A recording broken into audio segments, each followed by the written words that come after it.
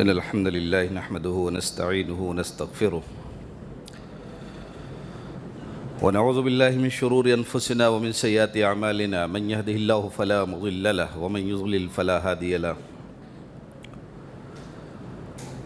وأشهد أن لا إله إلا الله وحده لا شريك له وأشهد أن محمدا عبده ورسوله أما بعد فإن خير الحديث كتاب الله وخير الهدي هدي محمد صلى الله عليه وسلم وشر الأمور محدثاتها وكل محدثة بدعة وكل بدعة ضلالة وكل ضلالة في النار. أعوذ بالله من الشيطان الرجيم. بسم الله الرحمن الرحيم. سيقول السفهاء من الناس ما ولاهم عن قبلتهم التي كانوا عليها قل لله المشرق والمغرب. معزز سامعین، رمضان المبارک کا آج پہلا روزہ ہم سبوں سے رخصت ہوا اور دوسری تراویح بھی آج ہم نے ادا کی. قرآن مجید کے دوسرے پارے کے آیت کا خلاصہ حاضر خدمت ہے. اللہ نے دوسرے پارے کی پہلی آیت کریمہ میں فرمایا سیقول السفہاء من الناس ما ولاہم عن قبلتہم التی کانوا علیہا. ان قریب یہ نادان کہیں گے، ان قریب یہ سارے کے سارے بیوقوف کہیں گے مسلمانوں نے اپنا قبلہ کیوں تبدیل کر لیا. تو اے پیغمبر آپ ان سے بتا دیجئے کہ قل للہ المشرق والمغرب، ارے مشرق بھی رب کے لیے ہے، مغرب بھی رب کے لیے ہے، جہاں چاہیں گے قبلہ تبدیل کر لیں گے. نبی علیہ السلام جب مدینہ تشریف لے گئے تو تقریباً 16 یا 17 مہینوں تک آپ نے بیت المقدس کی جانب منہ کر کے نماز ادا کی، لیکن آپ کی دلی خواہش یہ تھی کہ ہمارا قبلہ کعبہ بنا دیا جاتا، اور بار بار چہرہ اقدس کو آسمان کی طرف اٹھاتے تھے. قد نرى تقلب وجهك في السماء فلنولینک قبلۃ ترضاها فولی وجهك شطر المسجد الحرام. اے میرے محبوب، میں بار بار آپ کی نگاہوں کو آسمان کی جانب اٹھتا ہوا دیکھ رہا ہوں. میں نے منشا آپ کا سمجھ لیا، جاؤ میں نے تمہارا قبلہ تبدیل کر دیا ہے. اور یہ جو قبلہ تبدیل ہوا تھا یہ مسلمانوں کی اور منافقین کی پرکھ کرنی تھی. اللہ نے کہا میں دیکھنا چاہتا تھا کہ کون کعبے کے ساتھ جاتا ہے، کون مصطفیٰ کے ساتھ جاتا ہے، کس کی محبت کعبے کے ساتھ ہے اور کس کی محبت مصطفیٰ کے ساتھ ہے. اور یاد کر لو، جو مصطفیٰ کے ساتھ جائے گا اسے کعبہ پھر مل جائے گا، اور جو کعبے کے ساتھ جائے گا اسے مصطفیٰ نہیں ملنے والا ہے. تو ہم دیکھنا یہ چاہتے تھے کہ کون کعبے کے ساتھ جاتا ہے، کون مصطفیٰ کے ساتھ جاتا ہے. غور کرو، وہی صحن کعبہ ہے اور وہی مشرکین مکہ جنہیں صحابہ کرام کا خطاب ملا ہے، اسی صحن میں کھائے تھے، اسی صحن میں زندگیاں کاٹی تھیں، اسی کعبہ کے صحن میں کھڑے ہو کے بتوں کی پوجا کی تھی. لیکن ایک حکم محمدی ہوا قبلہ تبدیل کر دو، بلا چوچرا ان صحابہ کرام نے اپنا قبلہ تبدیل کر دیا. برسوں کی محبت خاک میں ملا دیا. یہ نہیں دیکھا یہ باپ دادا کا قبلہ ہے، یہ دیکھا محمد الرسول اللہ کا فرمان کیا آیا ہے. یہ ایک مسلمان کی شان اور ایک مسلمان کی پہچان یہی ہونی چاہیے.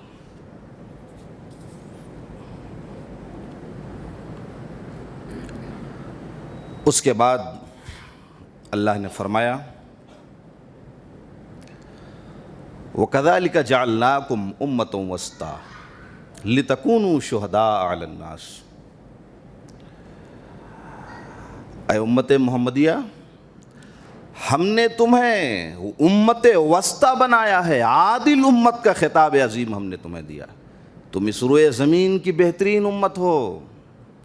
اور امت ہی نہیں ہو، نبی کے امتی ہونے کا یہ شرف حاصل ہے کہ قیامت کے دن جب تمام انبیاء کے ماننے والے انکار کر دیں گے، تم گواہی دو گے کہ اللہ یہ سچ ہے، فلاں نبی نے اپنی قوم کو اپنی دعوت کو پہنچایا تھا۔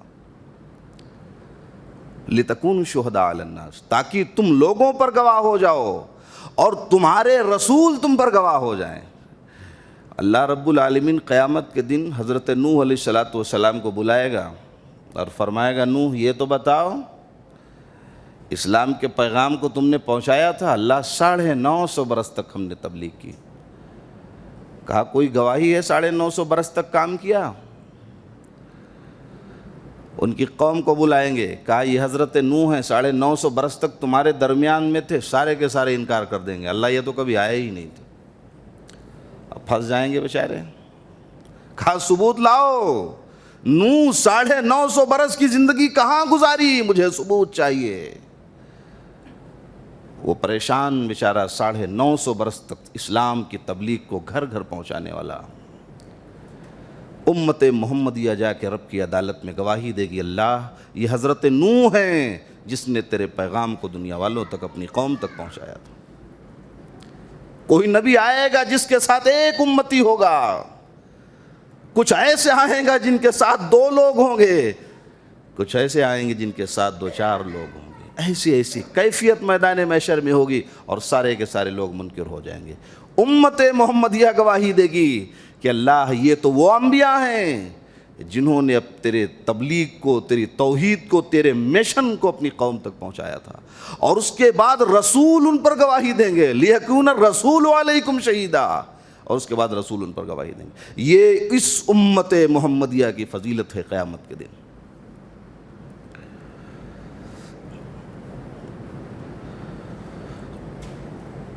اس کے بعد اللہ نے فرمایا فَاذْكُرُونِي أَذْكُرُكُمْ وَاشْكُرُوا لِي وَلَا تَكْفُرُونَ،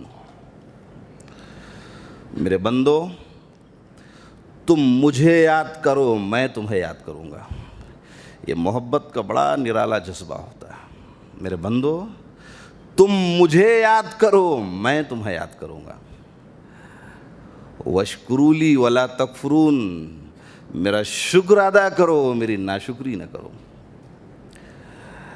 بندہ ملے ہوئے مال کے لیے اگر شکر ادا کرتا ہے تو شکر یہ جان لے کہ نعمت کو بڑھاتا ہے، شکر یہ نعمت کو بڑھاتا ہے اور ناشکری یہ مال کو گھٹاتا ہے۔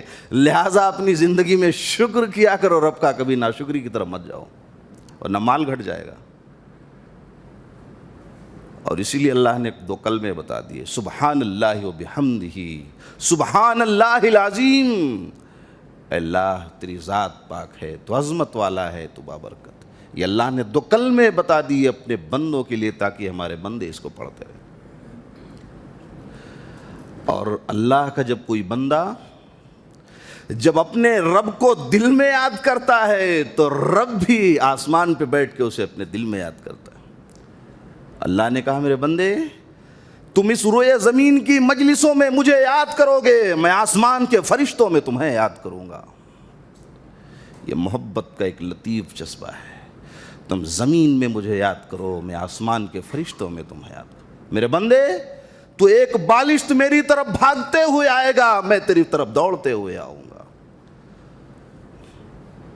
میرے بندے تو خطا کا پروانہ لے کے آئے گا، میں غفور الرحیم بن کے تجھ سے ملوں گا۔ یہ ایک لطیف جذبہ ہے۔ اپنے رب سے محبت کو پیدا کرو، اپنے رب سے لگاؤ کو پیدا کرو۔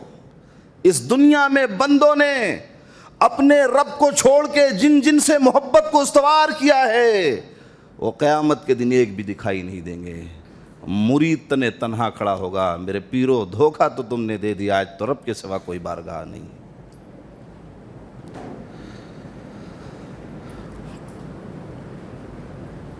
اس کے بعد فرمایا وَلَنَبْلُوَنَّكُمْ بِشَيْءٍ مِّنَ الْخَوْفِ وَالْجُوعِ وَنَقْصٍ مِّنَ الْأَمْوَالِ وَالْأَنفُسِ وَالثَّمَرَاتِ وَبَشِّرِ الصَّابِرِينَ۔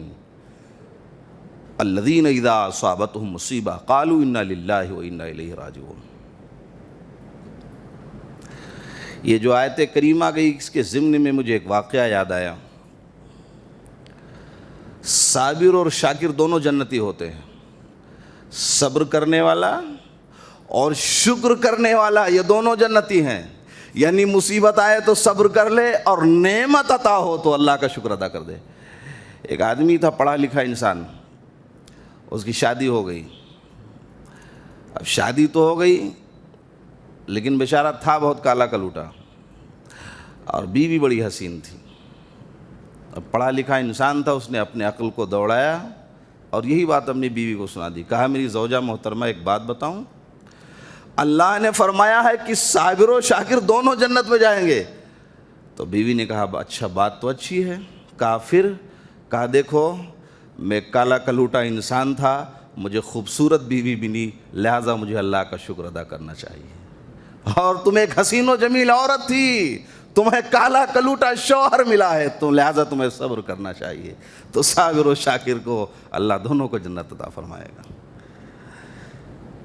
تو صبر بھی کرنا چاہیے انسان کو اور انسان کو شکر بھی ادا کرنا چاہیے.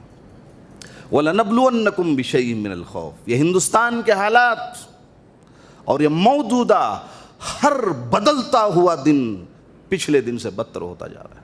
وَلَنَبْلُوَنَّكُمْ بِشَيْءٍ مِّنَ الْخَوْفِ, اور یاد کر لو اعمالکم واموالکم, جیسے تمہارے کردار ہوں گے اسی کے مطابق تمہارے اوپر تمہارے حکمراں مسلط کیے جائیں گے.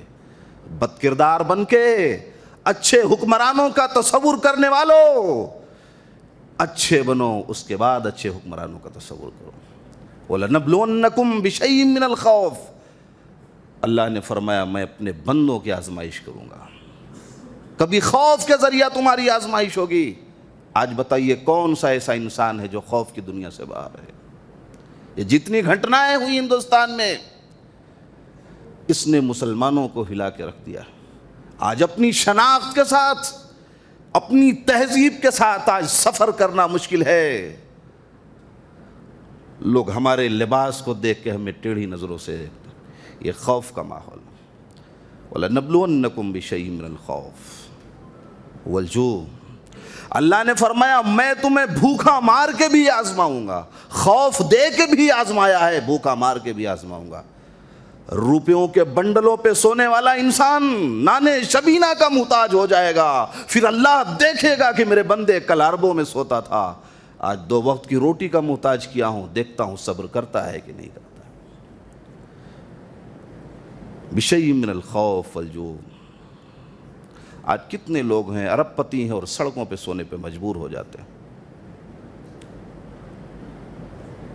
وَنَقْصٍ مِّنَ الْأَمْوَالِ, تمہارے مال میں کمی کر کے آزماؤں گا.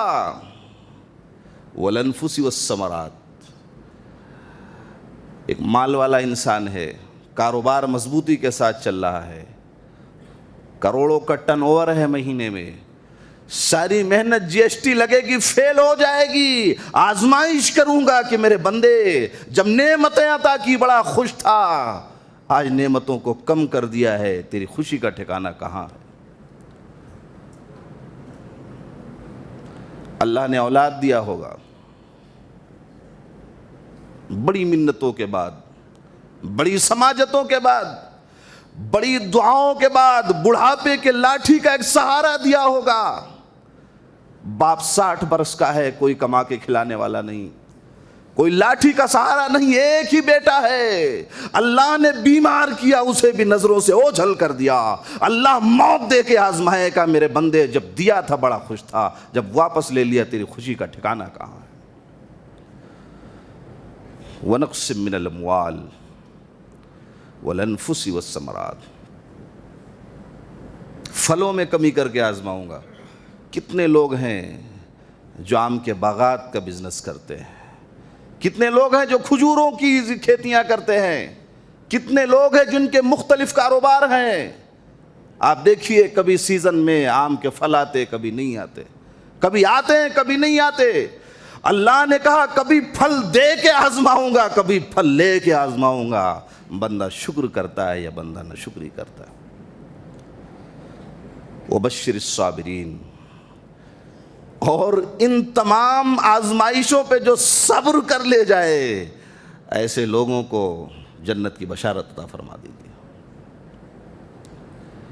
الذین اذا اصابتہم مصیبہ، کہ انہیں جب بھی کسی تکلیف سے گزرنا ہوتا ہے، جب کنی مشکلات میں پڑ جاتے ہیں تو کہہ اٹھتے ہیں انا للہ و انا الیہ راجعون۔ یہ نبی علیہ الصلوۃ والسلام نے وہ دعا بتلائی تھی جس دعا نے انسان کے لیے بڑے بڑے کام کر دیے۔ جب مصیبت آئے تو انا للہ و انا الیہ راجعون پڑھ لیا کرو۔ حضرت ابو سلمہ نبی علیہ الصلوۃ والسلام کی خدمت میں گئے اور یہ تحفہ لے کے آئے تھے انا للہ و انا الیہ راجعون کا، اور اپنی بیوی ام سلمہ کو اسی کو یاد کروا دیا کہ ام سلمہ جب کوئی مصیبت کی گھڑی آئے تو یہ دعا پڑھ لیا کرنا۔ دیکھیے دعا کتنے کام کی۔ ابو سلمہ کا انتقال ہو گیا، جب ان کا انتقال ہو گیا تو ان کا تو کوئی سہارا نہیں، شوہر دنیا سے جا چکا ہے، ام سلمہ نے یہی انا للہ و انا الیہ راجعون پڑھنا شروع کر دیا۔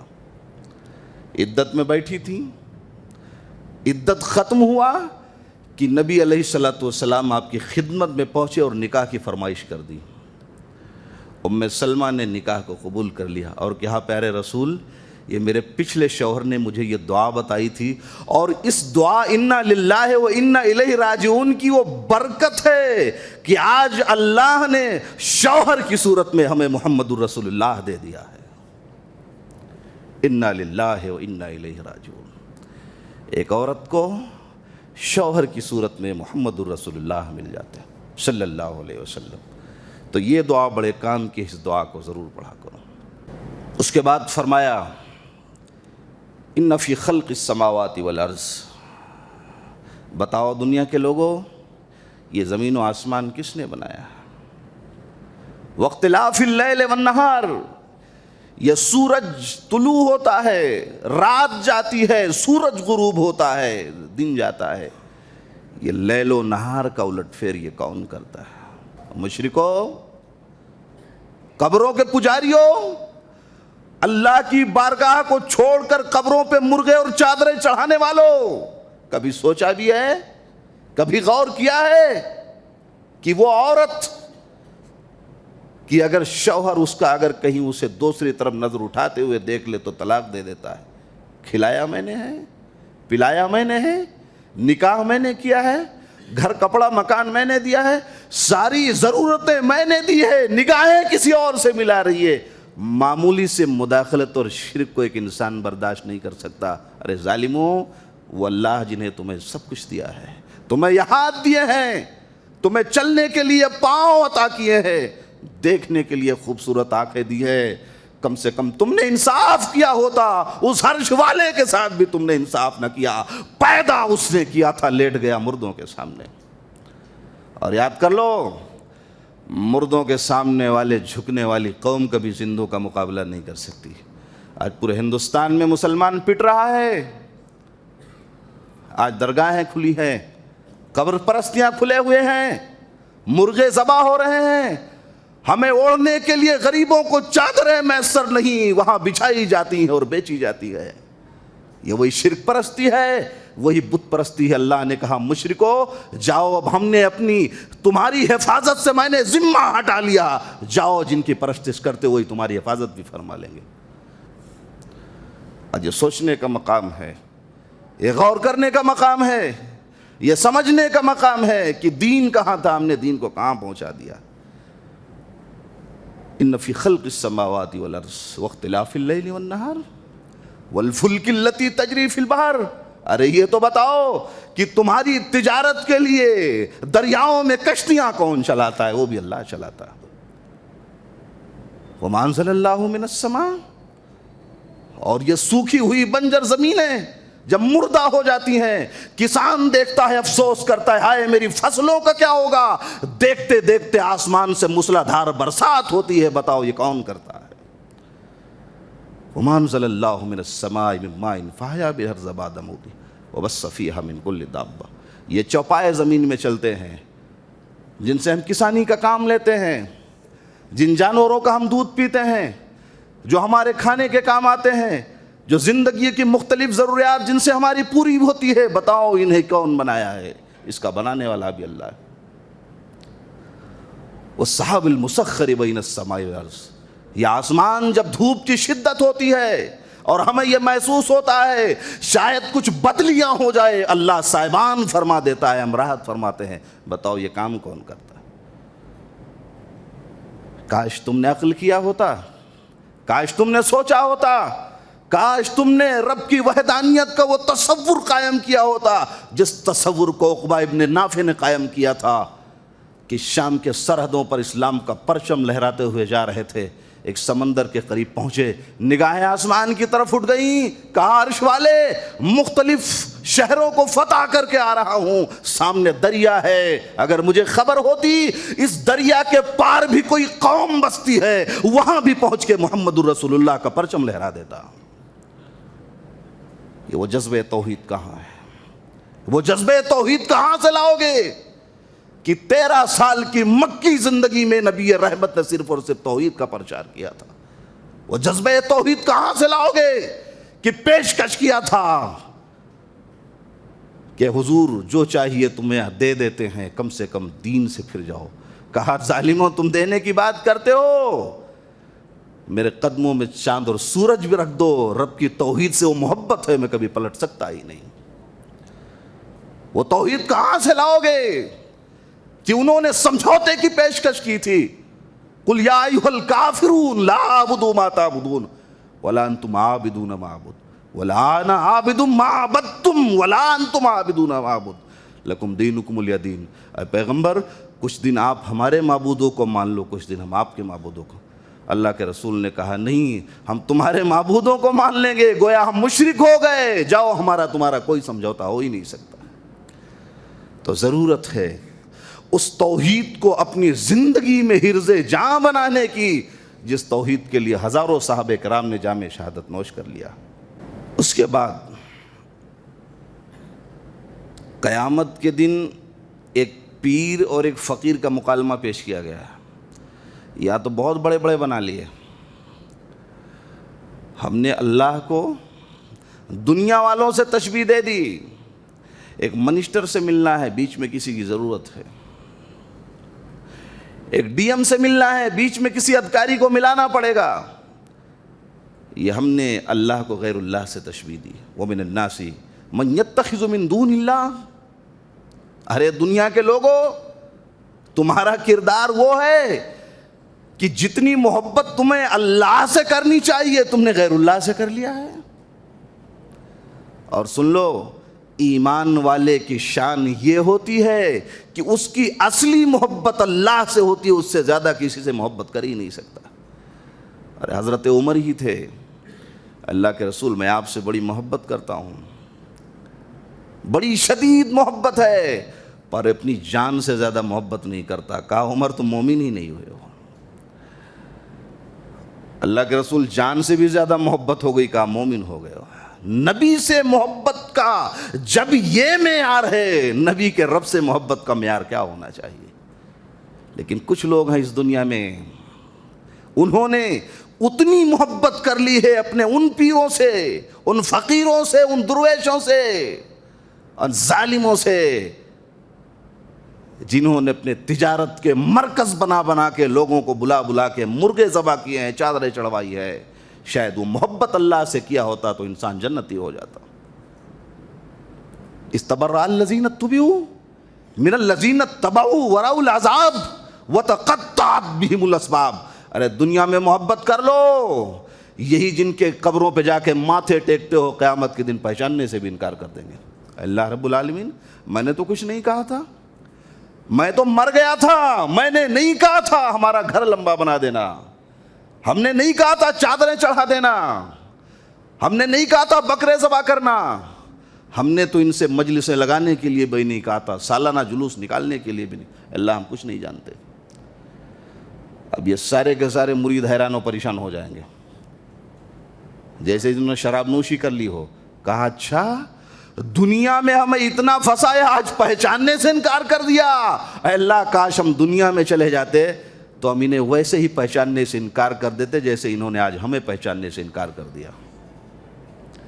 ایک پیر اور فقیر کا یہ مکالمہ ہے، لہٰذا کسی پیری اور مریدی کے چکر میں نہ پڑتے ہوئے ایک اللہ سے اپنا رشتہ لگاؤ۔ اور اس کے بعد اللہ نے فرمایا وَلَا تَأْكُلُوا أَمْوَالَكُمْ بَيْنَكُمْ بِالْبَاطِلِ، کسی کا مال ناحق طریقے سے مت کھاؤ، اور رشوت دے کے بھی کسی کے مال پر قبضہ جمانے کی کوشش مت کرو۔ آج دیکھ لیجئے رشوت کا بول بالا ہے، رشوت سے گواہ خریدے جا رہے ہیں، رشوت سے تھانے خریدے جا رہے ہیں، رشوت سے تحصیلیں بک رہی ہیں، رشوت سے انسان بک رہا ہے، رشوت سے مال بک رہا ہے۔ وَلَا تَأْكُلُوا أَمْوَالَكُمْ بَيْنَكُمْ بِالْبَاطِلِ، نوکری لینے کے لیے جاؤ وہاں بھی رشوت ہے، بیٹے کا داخلہ کروانا ہے اچھے کالج میں وہاں بھی رشوت ہے، پاسپورٹ آفس میں جانا ہے وہاں بھی رشوت ہے۔ نبی علیہ السلام کے پاس دو لوگ آئے تھے لڑتے ہوئے، ایک زمین کا معاملہ تھا۔ اللہ کے رسول یہ زمین میری ہے، دوسرا نہیں کہتا یا رسول اللہ زمین میری ہے، دونوں لڑتے ہوئے آئے تھے، زمین میری ہے زمین میری ہے۔ نبی علیہ السلام نے فرمایا سنو بچوں، میں فیصلہ ظاہری بیانات سن کے دے رہا ہوں، لیکن یاد کر لو اگر حقیقت میں جھوٹ بول کر چرب زبانی کر کے تم میں سے کسی نے کسی کی زمین ہڑپی تو ظاہراً تو زمین ہوگی، باطناً وہ جہنم کا ٹکڑا ہوگا۔ ابھی حضور کا اتنا کہنا تھا کہ دونوں بچوں نے کہا اللہ کے رسول زمین مجھے نہیں میرے بھائی کو دے دیجئے، دوسرا کہتا نہیں میرے بھائی کو دے دیجئے۔ کہہ رہا عجیب معاملہ ہے، ابھی تک زمین کے لیے لڑنے مرنے کے لیے تیار، اب لینے کے لیے تیار نہیں۔ کہا اللہ کے رسول زمین چلی جائے گی کوئی بات نہیں ہے، لیکن آخرت چلی جائے گی تو سب کچھ بگڑ جائے گا۔ دھوکے سے منع کیا۔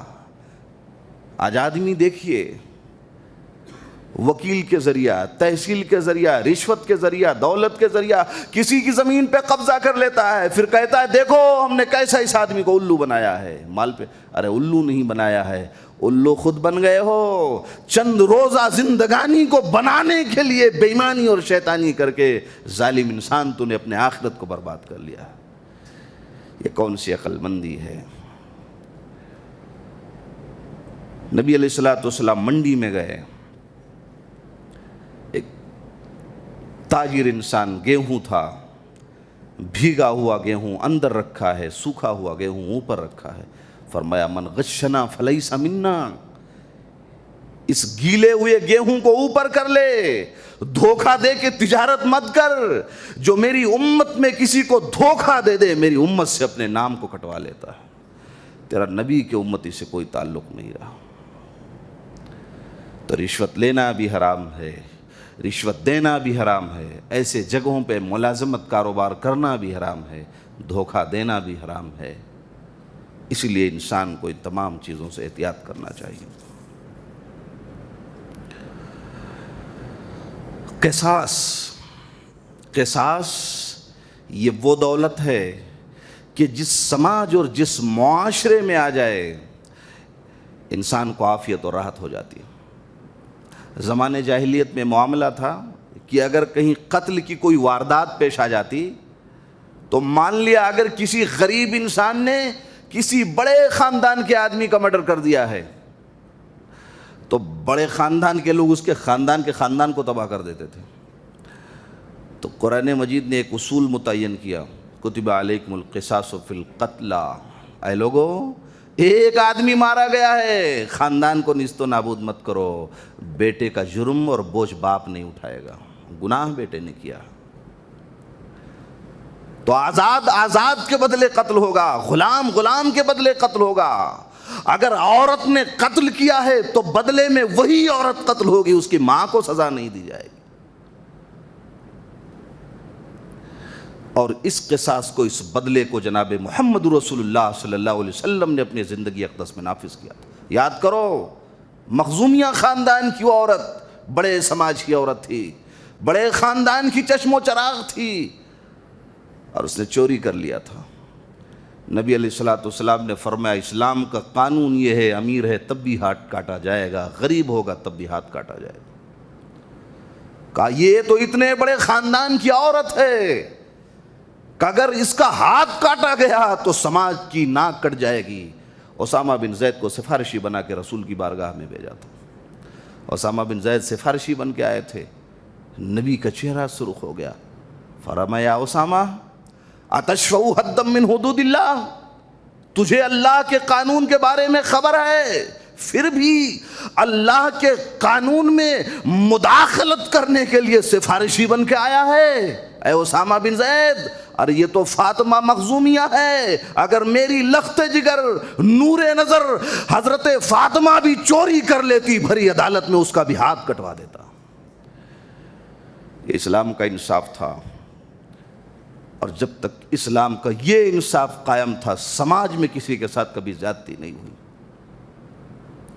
آج تو زیادتیوں کا بول بالا ہے، ہم ہندوستان کے دوسرے درجے کے شہری بن چکے ہیں، ہماری عزت خاک میں مل چکی ہے، ہمارا کوئی وجود نہیں ہے۔ آپ نکلیے آندھرا پردیش سے، ہندوستان کیا ہے وہ آپ کو سمجھ میں آئے گا۔ اور میں دعا کرتا ہوں یہاں کے حالات اچھے ہیں، اللہ آپ لوگوں کو اپنی حفاظت میں رکھے۔ ہم تو اتر پردیش کے رہنے والے ہیں، ہم کیا جھیلتے ہیں، کیا دیکھتے ہیں، ہندوستان کا مستقبل کہاں جائے گا، یہ مسلمان کہاں جائے گا، ہم کہاں جائیں گے، اسلام کہاں جائے گا، یہ آج ایک بہت بڑا المیہ ہے۔ آج ہمیں زبان کھولنا مشکل ہے اس سرزمین پہ جہاں کا میں رہنے والا ہوں۔ کم سے کم اللہ نے آپ لوگوں کو عزت و آبرو عطا کی، کھل کے بول سکتے ہیں، کھل کے چل سکتے ہیں، دین کا پرچار کر سکتے ہیں، لیکن ان ظالموں نے ہمیں کہیں کا نہیں چھوڑا۔ جب نکلیں گے آپ کو اصلی ہندوستان باہر میں نظر آئے گا۔ حضرت فاروق اعظم کا دور خلافت ہے، ایک آدمی مصر سے بھاگتا ہوا آتا ہے، اس انصاف کو، اس قصاص کو مذہب اسلام نے قائم کیا تھا۔ کون ہے جو آج اسلام کے اس نظام کو زندہ کرے؟ کون ہے جو اسلام کے اس کٹے ہوئے اصلی اسلام کو آج واضح پیش کر سکے؟ ایک غریب بھاگتا ہوا آیا، امیر المومنین مجھے آپ سے ایک شکایت کرنی ہے۔ حضرت عمر نے پوچھا شکایت کیا ہے؟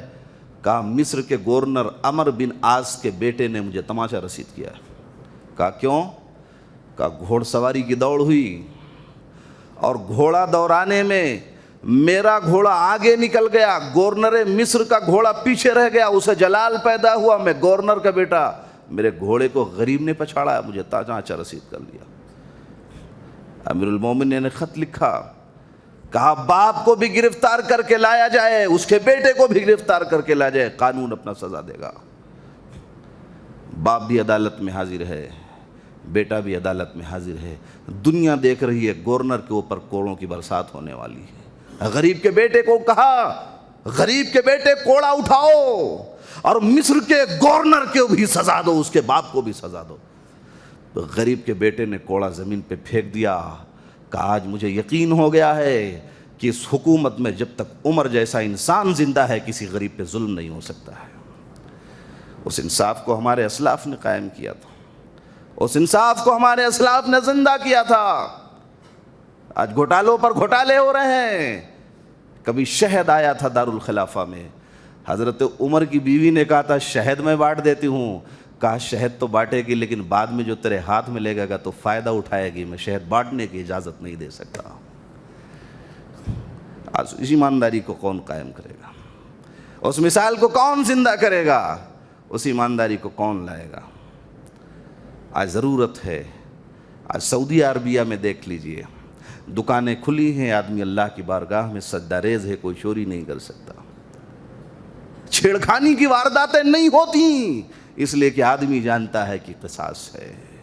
آنکھیں نہیں پھوڑی جاتی، انسان سمجھتا ہے کہ قصاص ہے۔ پاؤں نہیں توڑے جاتے، آدمی کو احساس ہے قصاص ہے۔ یا چلتے راستے ایکسیڈنٹ کیے جاتے ہیں، انسان کو پتہ ہے قصاص نہیں ہے، دولت ہمیں بچا لے گی، اور عدالت جب تک سزا دے گی ہم دنیا سے رخت سفر باندھ چکے ہوں گے۔ یہ فرق ہے، اور اس فرق کو کم سے کم آج سمجھنا ہوگا ہمیں اور آپ کو۔ وَإِذَا سَأَلَكَ عِبَادِي عَنِّي فَإِنِّي قَرِيبٌ، اللہ نے فرمایا کہ اے نبی علیہ الصلوۃ والسلام، جب لوگ میرے بارے میں آپ سے سوال کریں میرے بندے، تو آپ کہہ دیجئے کہ ارے ہاتھ کو اٹھاؤ، اللہ تمہاری صدا سن بھی رہا ہے، قبول بھی کر رہا ہے۔ وَإِذَا سَأَلَكَ عِبَادِي عَنِّي فَإِنِّي قَرِيبٌ۔ اللہ کو کسی وسیلے کی ضرورت نہیں ہے، اللہ کو بیچ میں کسی واسطے کی ضرورت نہیں ہے۔ ارے واسطہ تو وہ لیتا ہے جو سن نہیں سکتا دیوار کے پیچھے کیا ہو رہا ہے، ارے اسے کس واسطے کی ضرورت ہے؟ وہ تو علیم بذات الصدور ہے، بندے کے دل میں اٹھنے والے خیالات کو بھی جان لیتا ہے۔ اسے کس وسیلے کی ضرورت ہے، اسے کس سہارے کی ضرورت ہے؟ اور سن لیا، یونس بیچارے شہر نینوا میں تبلیغ کرنے کے لیے گئے تھے اور اللہ کے مرضی کے خلاف شہر نینوا چھوڑ کے بھاگ لیے اور کشتی میں سوار ہوئے، کشتی ڈاواڈول ہونے لگی۔ لوگوں نے کہا کہ لگتا ہے کہ کوئی رب کا نافرمان اس میں بیٹھ گیا ہے، اور جب قرار نکالا تو حضرت یونس کے نام نکلا، تو کشتی میں سے اٹھا کے انہیں پھینک دیا گیا، ادھر کشتی سے پھینکا گیا، ادھر مچھلی نے اپنا نوالا بنا لیا۔ اب حضرت یونس علیہ السلام مچھلی کے پیٹ میں، رات کی تاریکی کا اندھیرا، دریا کا اندھیرا، ظلماتم بعضھا فوق بعض، اندھیرے کا اندھیرا، اور پیغمبر ان اندھیروں سے پکار رہا ہے، لا الہ الا انت سبحانک انی کنت من الظالمین۔ اللہ میں نے ظلم کیا ہے، میں نے خطا کی ہے، تیری ذات پروردگار عالم پاک ہے، اگر بچا نہیں لے گا میں نقصان اٹھا لوں گا۔ اب بتاؤ، یونس سے پہلے بڑے بڑے بابا گزرے تھے، بڑے بڑے بابا گزرے ہیں، یعقوب علیہ السلام بابا، حضرت ابراہیم علیہ السلام بابا، حضرت اسماعیل علیہ السلام بابا۔ کسی کی بابا کی عدالت میں عرضی ڈالی تھی؟ اور قرآن مجید کی ایک آیت دو نہیں، ایک آیت میں کہتا ہوں کہ کوئی مسلک کا عالم دینی آ کے ثابت کرے، صرف ایک آیت، کہ انبیاء کرام نے اپنے مشکل وقت میں کبھی کسی کو وسیلہ بنایا ہو۔ کسی نبی نے اپنی زندگی میں، حضرت زکریا علیہ السلام، یا زکریا اذ نادا ربہ نداء خفیا قال ربی انی وہن العظم منی واشتعل الراس شیبا ولم اکن بدعائک ربی شقیا۔ اے اللہ، یہ زکریا بوڑھا ہو چکا ہے، زکریا کے سر کے بال بھی پک چکے ہیں، اور میری بیوی بانجھ ہے، بیٹے کے پیدائش کی کوئی امید بھی باقی نہیں، پھر بھی اللہ تو جو چاہے عطا کر سکتا ہے، میں تجھ سے اولاد مانگ رہا ہوں۔ اللہ نے کہا بیوی بانجھ، زکریا بوڑھا، چلنے پھرنے کی طاقت نہیں، پھر بھی اولاد مانگ رہا ہے؟ ارے ہے میرا کوئی بندہ جو کم سے کم اتنا بھروسہ تو کرتا ہے۔ زکریا خوش ہو جا، میں نے تجھے یحییٰ بھی دے دیا، نبی بھی بنا کے دے دیا، کم سے کم مانگ کے دیکھو تو صحیح۔ مریم علیہ السلام، کسی رشتہ دار نے پوچھا، ارے یہ بے مدتی پھل یہ کہاں سے آ رہے ہیں؟ سیب کا موسم نہیں، سیب کہاں سے آ رہا ہے؟ یہ انگوروں کا موسم نہیں، مریم انگور کہاں سے آ رہے ہیں؟ یہ پھلوں کا موسم نہیں، پھل کہاں سے آ رہے ہیں؟ کہا اللہ کو کسی موسم کی ضرورت نہیں، وہ کھلا رہا ہے، میں کھا رہی ہوں، وہ اللہ ہے۔ وَإِذَا سَأَلَكَ عِبَادِي عَنِّي فَإِنِّي قَرِيبٌ اجیب دعوت الداعی اذا دعان فلیستجیبوا لی ولیؤمنوا بی لعلہم یرشدون۔ میرے بندو، مجھے پکارو، میری عدالت میں آنے کے لیے، ارے دن کے آب میں آؤ، دروازہ کھلا ہے، رات کے پچھلے پہر آؤ، دروازہ کھلا ہے، میں نے اپنے دروازوں کو تمہارے لیے کھول رکھا ہے، کسی کی ضرورت نہیں، کسی وسیلے کی ضرورت نہیں، بیچ میں کسی شخصیت کی ضرورت نہیں، میں تو علیم بذات الصدور ہوں، میں تو تمہارے دل میں اٹھنے والے خیالات کو بھی جان لیتا ہوں۔ تو انسان کو اپنے رب سے اپنا رشتہ مضبوط کرنا چاہیے۔ وَمِنَ النَّاسِ مَن يَشْتَرِي لَهْوَ الْحَدِيثِ لِيُضِلَّ عَن سَبِيلِ اللَّهِ، اور بعض تو وہ ہیں جنہوں نے رب کی خواہشات کی تکمیل کے لیے اپنی جانوں کا نذرانہ بھی قربان کر دیا۔ یہ آیت کریمہ حضرت صہیب رومی رضی اللہ تعالیٰ عنہ کے بارے میں نازل ہوئی تھی۔ جب ہجرت کر کے مکہ سے مدینہ جانے لگے تو چونکہ تھوڑا مال والے آدمی تھے، تجارت وغیرہ کر کے مال کمایا تھا، تو مشرکوں نے کہا کہ اچھا مال مکہ میں کمایا، لے کے مدینہ جا رہے ہو، اسلام پیارا ہے، صہیب رومی اسلام لے کے جاؤ، اب مال لے کے نہیں جانے دیں گے۔ صہیب رومی نے کہا مال چھوڑ دوں تو جانے دو گے؟ کہا خوشی خوشی جانے دیں گے۔ حضرت صہیب رومی نے مال چھوڑ دیا، اسلام لے کے مدینہ پہنچ گئے۔ نبی علیہ السلام نے دیکھا، مسکرائے، فرمایا صہیب رومی تو نے نفع بخش تجارت کی ہے، اور یہ تو وہ صہیب رومی ہے جو سب کچھ لٹا کے آیا ہے، دین بچا کے آیا ہے۔ پتہ چلا کہ حالات اگر کسی شہر میں ایسے ہو جائیں، ایسے مسائل پیدا ہوں جہاں پہ دین پر عمل کرنا مشکل ہو، حالات ناسازگار ہوں، قرآن کے ساتھ سازش کی جا رہی ہو، دین کو مٹانے کی کوشش کی جا رہی ہو، جیسے برما وغیرہ میں حالات پیش آئے، تو دین کو بچانے کے لیے انسان کو اپنا شہر چھوڑنا پڑے گا، شہر سے ہجرت بھی کرنی پڑے گی۔ یہ صحابہ کی سنت ہے، یہ انبیاء کی سنت ہے، یہ ہمارے سلف صالحین کی سنت رہی ہے۔ دین بچانے کے لیے شہر چھوڑنا پڑے تو شہر بھی چھوڑ دو۔ سلمان فارسی جب ہجرت کرنے کے لیے گئے، ان کے ننیحال والوں نے ان کی بیٹی کا بیٹا چھین لیا، ایک پاؤں ننیحال کے ہاتھ میں تھا، ایک پاؤں ان کے ہاتھ میں تھا۔ انہوں نے کہا ایک اولاد کیا سینکڑوں اولاد کو اللہ کی بارگاہ میں قربان کر دوں گا، میں سلمان فارسی ہوں، اور سب کچھ چھوڑ دیا، دین بچا کے نبی کی بارگاہ میں مدینہ تشریف لے گئے تھے۔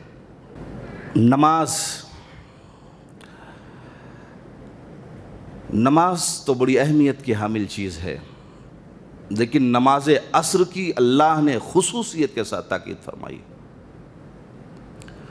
حافظوا علی الصلوات والصلاۃ الوسطی وقوموا للہ قانتین۔ نماز کی حفاظت کرو، خصوصاً بیچ والی نماز عصر کی حفاظت کرو۔ نماز عصر اس لیے کہا گیا کہ ایک کاروباری مصروفیت کا لمحہ ہوتا ہے، آدمی سو جاتا ہے، کاروبار میں مشغول ہوتا ہے، نماز عصر ضائع کر دیتا ہے۔ اور یاد کر لیجئے نبی محترم علیہ السلام نے کبھی کسی قوم پر بد دعا نہیں کی، لیکن غزوہ خندق کے موقع پر جب نبی علیہ السلام کی نماز عصر فوت ہو گئی، نبی رحمت نے اس قوم کے لیے بد دعا فرما تھی، اللہ یہ قوم تباہ و برباد ہو جائے، اس نے ہماری نماز عصر ہم سے قضا کروا دی ہے۔ نماز چھوڑنے والے لوگوں، رمضانی مسلمانوں، آج مسجد بھری ہوئی ہے، لیکن کل تو علامہ اقبال یہ شکوہ کرتے ہوئے مر گیا بیچارہ کہ مسجد تو بنا لی، شب بھر میں ایمان کی حرارت والوں نے من اپنا پرانا پاپی تھا، برسوں میں نمازی بن نہ سکا۔ مسجدیں کھڑی کر لیں، بڑی بڑی بلڈنگیں تعمیر ہو گئی، بتاؤ نماز پڑھنے والے لوگ کہاں سے آئیں گے؟ مسجد بنانے والے لوگ ہی غائب ہو جاتے ہیں، مسجد بننے تک ان کا شوق جہاد اور شوق شہادت دیکھنے کے لائق ہوتا ہے، مسجد بننے کے بعد صرف رمضان میں نظر آتے ہیں۔ بتاؤ رمضانی مسلمانوں، حافظوا علی الصلوات والصلاۃ الوسطی، نبی نے ایک نماز قضا ہونے پہ بد دعا فرما دی، اور تمہاری تو نمازیں ہی نہیں ہوتی ہیں، بتاؤ تمہارا معاملہ کیا ہوگا؟ وقوموا للہ قانتین۔ اور فرشتے جو آسمان کے ہیں یہ دو ہی وقتوں میں آتے ہیں رجسٹر لے کے، خصوصیت کے ساتھ جو بدلی ان کی ہوتی ہے، ادلا بدلی، یہ عصر اور فجر کے وقت میں ہوتی ہے۔ کچھ فرشتے عصر کے وقت آتے ہیں تو فجر کے فرشتے واپس چلے جاتے، فجر کے آتے تو عصر کے واپس چلے جاتے۔ تو اگر کوئی مصلی اگر عصر میں بھی ہے فجر میں بھی ہے تو عصر والا جب جاتا ہے تو اللہ پوچھتا ہے بتاؤ میرے بندے کو کس حالت میں پایا؟ کہا اللہ جب گیا تھا تب بھی نماز میں پایا، واپس آیا تب بھی نماز میں پایا۔ کہا اچھا میرا بندہ اتنا نمازی ہے، فجر بھی نہیں چھوڑتا، اللہ فجر بھی نہیں چھوڑتا، عصر بھی نہیں چھوڑتا، اللہ عصر بھی نہیں چھوڑتا۔ فرمایا ارے نماز تو اتنی پڑھتا، بتا میرے بندے کچھ مانگتا بھی ہے؟ کہا اللہ جنت مانگتا ہے۔ جنت مانگ رہا ہے؟ میرے فرشتے یہ تو بتا کیا میرے اس بندے نے جنت دیکھا ہے؟ کہا اللہ جنت تو نہیں دیکھا ہے۔ کہا دیکھ لیتا پھر کتنی نمازیں پڑھتا؟ کہا تب تو نماز میں ہی پڑھا رہتا۔ کہا کسی چیز سے پناہ بھی مانگتا ہے؟ کہا جہنم سے پناہ مانگتا۔ کہا فرشتوں یہ بتاؤ میرے اس نمازی بندے نے جہنم دیکھا ہے؟ کہا اللہ جہنم تو نہیں دیکھا ہے۔ کہا جہنم کو دیکھ لیتا پھر کیا کرتا؟ کہا جہنم کو دیکھ لیتا تو اور عبادت کرتا۔ فرمایا فرشتوں گواہ ہو جاؤ میرے اس بندے نے جنت مانگی ہے، میں نے اسے جنت عطا کر دیا ہے۔ تو جنت مل گئی عصر کے نمازی کو، جنت مل گئی نماز فجر کے نمازی کو۔ فرشتوں وہ جنت مانگ رہا ہے، گواہ ہو جاؤ میں نے اپنے اس بندے کو جنت عطا فرما دیا ہے۔ تو یہ نماز عصر اور نماز فجر پڑھنے والے لوگوں کے لیے ہے۔ اس کے بعد دوسرے پارے کی ایک آیت ہے، جس آیت کو لوگوں نے صحیح معنی میں نہ سمجھ کے ہمیں ان لوگوں کی چوکھٹ پہ لے جا کے رسوا کیا ہے کہ ہم جواب نہیں دے سکتے۔ الطلاق مرتان فامساکم بمعروف او تسریح بإحسان۔ اسلام کا یہ نظام ہے اور قاعدہ کلیہ ہے کہ آدمی نکاح کرتا ہے اور کبھی اس کی زندگی خوش اور خرم نہ گزر سکے تو اللہ نے طلاق کا بھی راستہ پیدا کر دیا۔ اور آپ بھی یاد کر لیجئے اور جان لیجئے، غیروں سے جب گفتگو کرے گے یہ باتیں آپ کے کام آئیں گی۔ اللہ نے اگر ایک مرد کو طلاق دینے کا اختیار دیا ہے تو ایک عورت کو بھی اختیار دیا ہے، جب چاہے خلا لے سکتی ہے۔ اگر ایک لڑکے کو یہ اختیار دیا ہے کہ اپنی پسندیدہ منکوحہ اپنے گھر میں لائے گا، تو ایک عورت کو بھی یہ پاور دیا ہے کہ اس کا باپ بغیر اس لڑکی کے اجازت کے اس کا نکاح نہیں کر سکتا ہے۔ لوگ کہتے ہیں کہ اسلام نے تو عورت کو کچھ دیا ہی نہیں، ہمیں طلاق کا اختیار دیا، انہیں خلا کا اختیار دیا، ہمیں پسند کی بیوی ڈھونڈنے کا اختیار دیا، اس عورت کو پسند کا شوہر ڈھونڈنے کا اختیار دیا۔ بتاؤ اعتراض کرنے والو، قرآن تم نے پڑھا ہے کہ نہیں پڑھا؟ اسلام کو سمجھا ہے کہ نہیں سمجھا ہے؟ نبی علیہ السلام نے ایک عورت سے کہا فلاں آدمی سے شادی کر لے، تو اس عورت نے پوچھا آپ یہ بتائیے کہ محمد ابن عبداللہ کی حیثیت سے کہہ رہے ہیں یا محمد رسول اللہ کی حیثیت سے کہہ رہے ہیں؟ کس حیثیت سے آپ کہہ رہے ہیں؟ تو آپ نے فرمایا میں محمد ابن عبداللہ کی حیثیت سے تجھے مشورہ دے رہا ہوں، نکاح کر لے۔ اس نے کہا محمد ابن عبداللہ کی حیثیت سے کہہ رہے ہیں، آپ کی بات نہیں مانوں گی، محمد رسول اللہ کی حیثیت سے کہہ دیتے تو میری مجبوری بن جاتی۔ اس عورت نے نبی کی بات کو ماننے سے انکار کر دیا۔ الطلاق مرتان، اب آدمی کی نہیں بن پڑ رہی ہے، طلاق دینا چاہتا ہے، تو ہمارے ان بھائیوں نے جنہوں نے پارلیمنٹ کی چوکھٹ پہ لے جا کے اسلام کو بدنام کیا ہے، ہمیں رسوائے زمانہ کیا ہے، کم سے کم قرآن تم نے پڑھا ہوتا۔ اور ایک مولوی آسام کا خوشبو والا، وہ تو جا کے ہمیں دہشت گرد بتا دیتا ہے، لیکن شاید اس خوشبو والے کو پتہ نہیں کہ لگے گی آگ تو آئیں گے گھر کئی ہی زد میں، یہاں پہ صرف ہمارا مکان تھوڑی ہے۔ جب جب مسلمان ستایا گیا ہے، لفظ مسلمان پر ستایا گیا، جب جب مسلمان کا حساب ہوا ہے، کسی کو حنفی نہیں پوچھا گیا، کسی کو شافعی نہیں پوچھا گیا، کسی کو اہل حدیث نہیں پوچھا گیا، کسی کو شیعہ نہیں پوچھا گیا، ہاشم پور سے ملیانہ سے لے کے میرٹھ سے لے کے گجرات کی دھرتی تک جب جب ظلم ہوا ہے مسلمان کے نام پہ ہوا ہے، تم نے ہم نے پارلیمنٹ کی سیڑھیوں پہ جا کے بیچ دیا ہے، ہمارا نام خراب کیا ہے، لیکن شاید پتہ نہیں جب اس آتنکواد کے جرم میں ہم بھی جائیں گے تو آپ بھی نہیں بچنے والے۔ جلتے گھر کو دیکھنے والوں، پھوس کا چھپر آپ کا ہے، آگے میرے تیز ہوا ہے، اگلا مقدر آپ کا ہے، اور اس کے قتل پہ میں بھی خوش تھا، میرا نمبر اب آیا، میرے قتل پہ آپ بھی خوش ہیں، اگلا نمبر آپ کا ہے۔ کوئی یہ تصور نہ کرے اس زرزمین پر ہمارے مسائل ایک ہیں، مسائل میں اختلاف صحیح، لیکن ہم مسلمان ہیں، ہم کلمہ پڑھنے والے ہیں۔ تو اللہ نے فرمایا طلاق کی نوبت آ گئی ہے، ایک طلاق دے دیا، اسے گھر میں رکھو، دھکا مار کے اس کے ماں کے گھر مت بھیج دو، شاید ایک مہینے میں اللہ محبت ڈال دے، یا تو دھکا مار کے بھیج دیتے ہیں۔ یہ ہمارے سلف کا کبھی اصول نہیں رہا، یہ ہمارے صحابہ کا کبھی منہج نہیں رہا۔ طلاق دے دیا، اسے گھر میں رکھو، شاید محبت پیدا ہو جائے۔ ایک مہینے میں محبت پیدا نہ ہوئی، دشمنی کی انتہا ہے، دوسرا طلاق دے دو، حیض سے فارغ ہو گئی ہے، دوسرا طلاق دے دو، پھر ایک مہینے تک، ایک طہر تک انتظار کرو، شاید اللہ پھر تمہارے لیے راستہ بنا دے، محبت پیدا ہو جائے، کبھی جوش جنون غالب ہو جائے، کبھی اولاد کی محبت رات کی تنہائی میں تمہیں مایوس کر دے، میاں بیوی مل جائے، اللہ نے یہ راستہ تمہارے لیے بنایا، لیکن 2 بار بھی تم نہیں مل سکے تو اب تیسرا طریقہ یہ ہے کہ تیسری بار جب طلاق دو گے وہ تمہاری نہیں رہے گی، پھر جائے گی کہیں نکاح کرے گی، اس کے شوہر سے 10-20 سالوں بعد کبھی انبن ہو گیا، وہ عدت گزارے گی، پھر تم چاہو گے تو نکاح کر سکتے ہو۔ طلاق دے دیا اور حلالہ کروا کے دوسرے دن کبھی اسے اپنی بیوی نہیں بنا سکتے ہو۔ یہی وہ لوگ ہیں حلالہ سینٹر والے جنہوں نے اسلام کو بدنام کیا ہے، یہی ایک مجلس میں 3 طلاق ٹھوکنے والے، انہوں نے پارلیمنٹ کی سیڑھیوں پہ اسلام کو لے جا کر رسوا کیا ہے۔ ضرورت ہے نوجوانوں، اٹھو، قرآن کو پڑھو، دین کو سمجھو، اور جاؤ ان مولویوں بیچاروں کو جنہوں نے 2 منزلیں ٹوپیاں لگائی ہیں، قرآن سمجھ میں نہیں آیا، کم سے کم قرآن انہیں لے جا کے پڑھاؤ، اسلام کے بدنام کرنے کا ذریعہ نہ بنے۔ الطلاق مرتان، اور میڈیا نے، یہ حکومت کی خریدی ہوئی میڈیا، انہیں کچھ نظر ہی نہیں آتا، آج یہ اسلام کے پیچھے پڑے، ڈیبیٹ میں جہاں بھی چلے جاؤ وہاں صرف اور صرف طلاق ہے، اسلام کے نام پہ ڈیبیٹ، دین کے نام پہ ڈیبیٹ، طلاق کے نام پہ ڈیبیٹ۔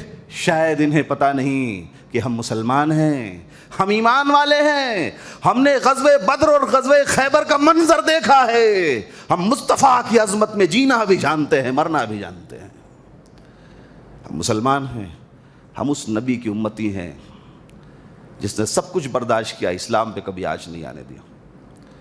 اخبار نکالو، مدتوں گزر گئے، اب تو معاملہ تھوڑا ٹھنڈا ہے، اور بدنامی کا سبب کون بنا؟ یہ ہم بنے ہیں، یہ سماج کے لوگوں، اٹھو، اور وہ لوگ جو دین کے لیے بدنامی کا سبب ہے کم سے کم انہیں دین کو سمجھاؤ۔